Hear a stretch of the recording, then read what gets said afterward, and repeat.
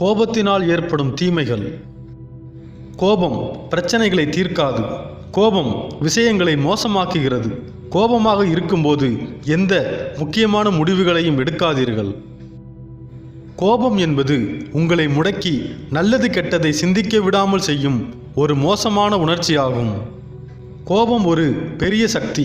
நீங்கள் அதை கட்டுப்படுத்தினால் அது முழு உலகத்தையும் இயக்கக்கூடிய சக்தியாக மாற்றப்படும். மாறாக கோபத்தை கட்டுப்படுத்த தவறினால் அது உங்களை தனது கட்டுப்பாட்டிற்குள் கொண்டு வந்துவிடும். கோபம் கொள்பவர்கள் எப்பொழுதும் புத்திசாலியாக இருக்க முடியாது. கோபம் கொள்ளாதவர்கள் புத்திசாலியாக தங்கள் காரியத்தை சாதித்துக் கொள்வார்கள். கோபம் என்பது ஒரு அமிலம். அது ஊற்றப்படும் எதையும் விட அதை சேமித்து வைத்திருக்கும் பாத்திரத்திற்கு அதிக தீங்கு விளைவிக்கும். ஒவ்வொரு முறையும் நீங்கள் கோபப்படும் போது உங்கள் வளர்ச்சி பாதையில் பின்தங்குகிறீர்கள்.